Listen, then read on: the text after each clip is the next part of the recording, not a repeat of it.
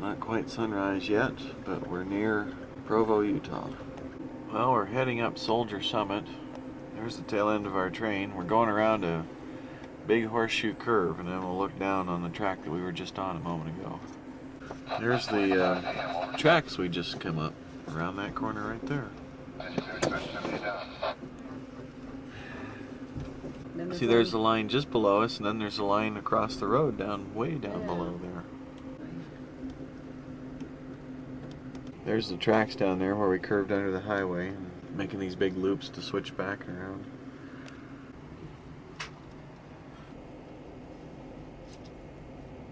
Well, this is Soldier Summit, and just went over the summit. They just did a running brake test. Now we're heading down the other side. The elevation's, at least according to me, is about 7,300 feet.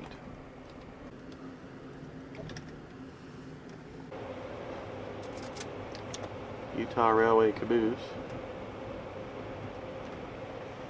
A spreader. We're near Helper, Utah.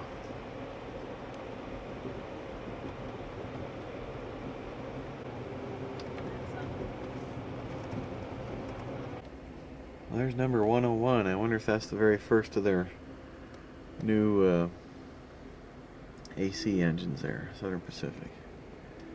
We have an old Rio Grande caboose.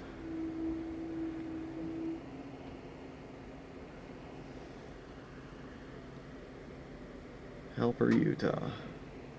One little lone rock up there sticking up.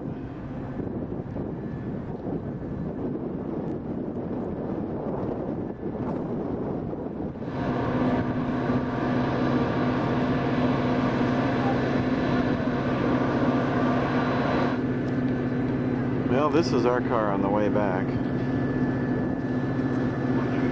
The new paint scheme. Not sure it's a new car though. We're still west of Thompson, Utah. We have an interesting ridge of rocks through here.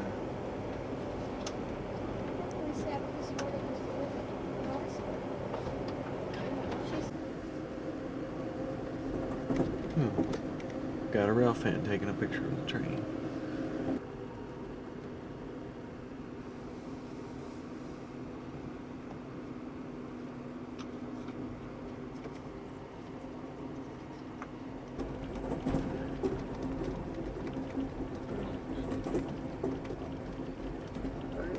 If you want to take it, take it. She gave us the milepost, which is a hot box detector, so we're covered. We're near the Utah-Colorado border. Well, we're in Colorado now, going into Ruby Canyon, and that's the Colorado River over there. This is near Grand Junction, Colorado, and we're going 74 miles an hour. We're in Glenwood Springs, Colorado. Here's our train again. And this is the car that we're in.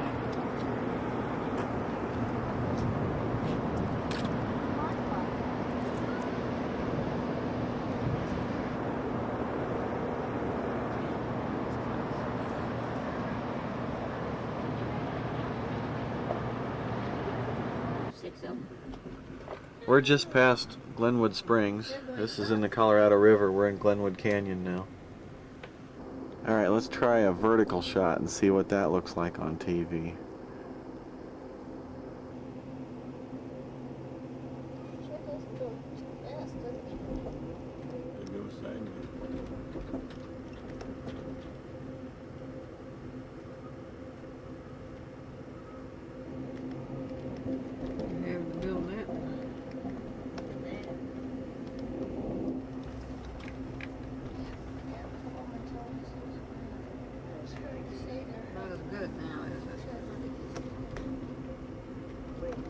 Here comes a tunnel for the cars. The one lane goes through the rock and the other lane goes around the rock.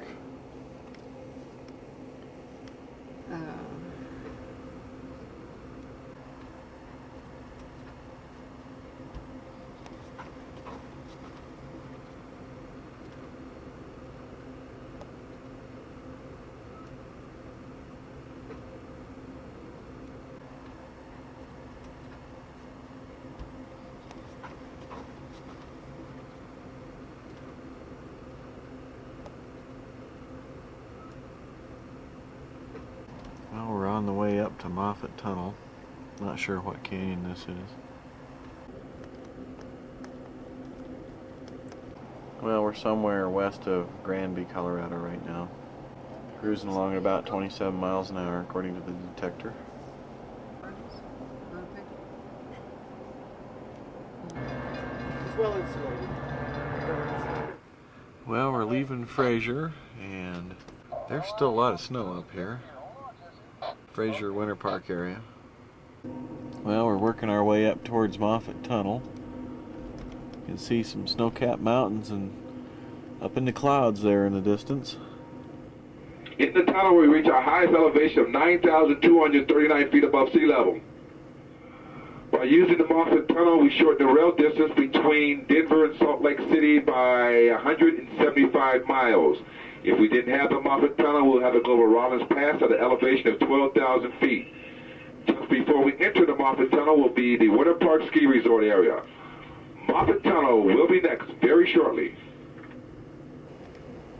Ladies and gentlemen, at this time we do ask that you stay in the car that you are presently located until we get through the tunnel. All car attendants, we ask that you make certain that your indoors are closed and that you turn off your blower switches. Once again, all car attendants, please make certain that your indoors are closed and that you turn off your blower switches. Here we go. Folks, the reason we keep our doors closed is in order to keep out the diesel exhaust and also the coal dust that's within the tunnel here. The tunnel is 6.2 miles long and it'll take us 11 minutes to go through it. So we thank you for your patience and your cooperation. Well, we've just come out the other side of the tunnel, and it looks like it's snowing on this side. Folks, thank you for your patience. At this time, you may travel from car to car. All car attendants, we ask that you remember to restore your blower switches to normal. Well, we're east of the Moffat Tunnel, going down the Front Range, and looking at some of these other tunnels we're going into.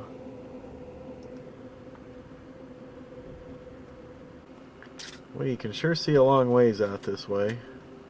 Way, way out across Colorado there. Well, until the trees got in the way.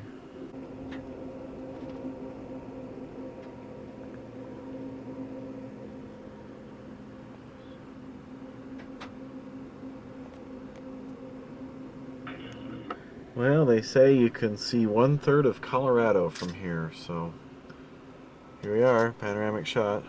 And we'll pick it up here and keep panning over this way.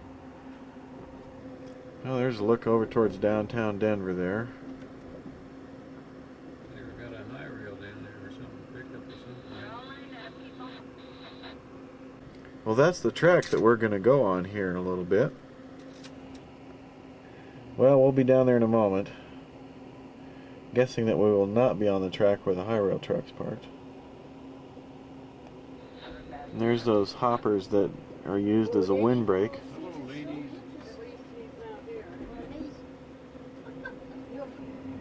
Gee, that's different land in there. Nope, I Can you think. imagine that's Denver? Coming up? Where? That little And tiny it's town just there? gonna take, what'd you say, another hour to get there? Is that downtown Denver where the big buildings are? I bet it is. Well, we got a zigzag. How late are we now? An hour. These are all the windbreak cars here. Well, we aren't doing there till 9, so. Well, We about went through 20 tunnels What, while we were in 8:50? the diner. What is that way at the top of that hill? Is that a house? Well, that thing's on the track, isn't it? That'd be neat, though.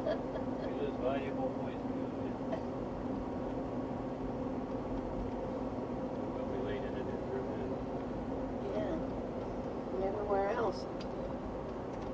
He's on a side track.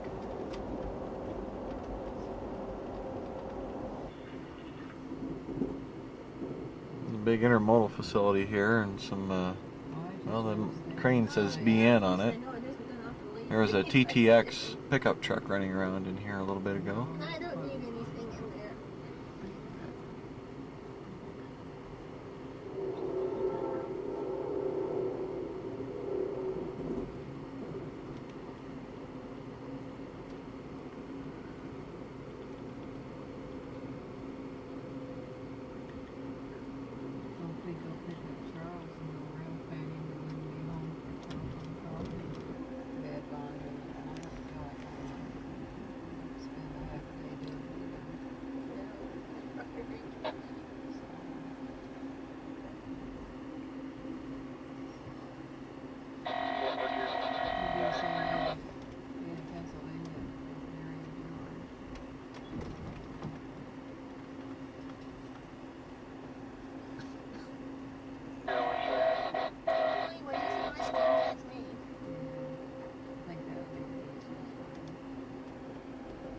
when they were running to Expo Way, and they don't know for sure where they're going to be staying, all I have to do is call his office. He checks in with his office every morning. The office knows where he is, so it makes it good. Yeah, well, I can see where you need to know.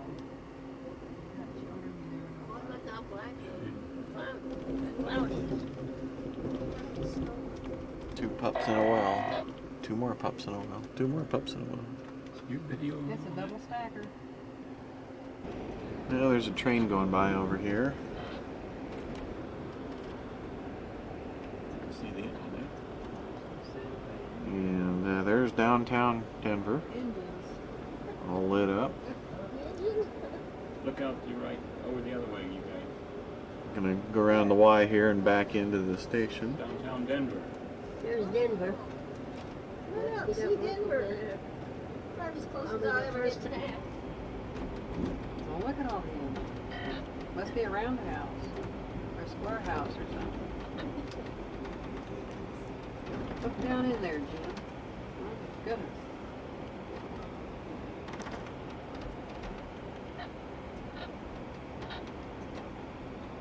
Oh, look at that blue one. Isn't that pretty?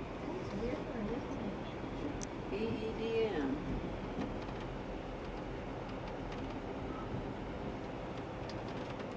What's an EEDM? It's EMD. That's when you guys rode into Chicago the other weekend? MK and launch screens. Hello? No, we don't have to back in. We just go straight in. And then did you take the same train back? Or you took another train back? It wasn't the same equipment, no.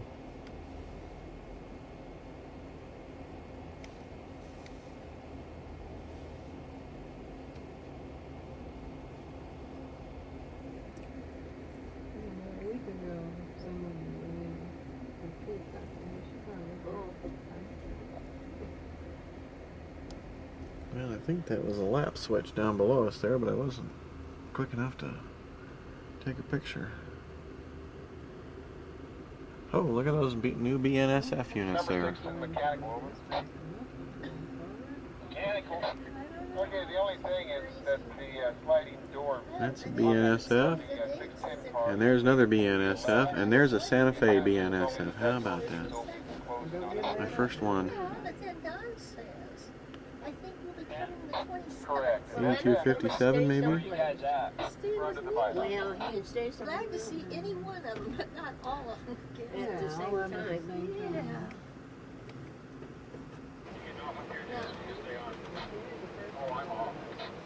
Well, she's been, then they were married. Must be a big deal here tonight. Divorced, and then she married this other guy who has 2 kids like me. Well, we've arrived in Denver, only 4 minutes late, and there's a baseball game going on over here, hence all the people and lights. Yeah, you can see there are some people in the stands there. Well, we're at Amtrak Denver Union Station. I think this is the power off of our train.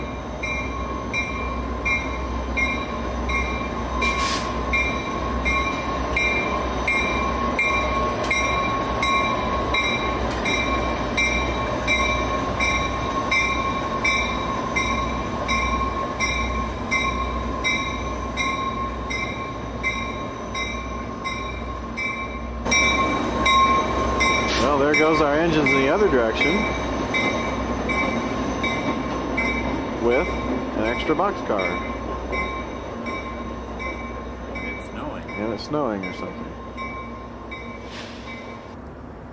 Well, I know this is hard to see, but this is a Santa Fe articulated grain hopper, the super hopper, like I've got a blueprint of. Right there, Santa Fe super hopper. How about that?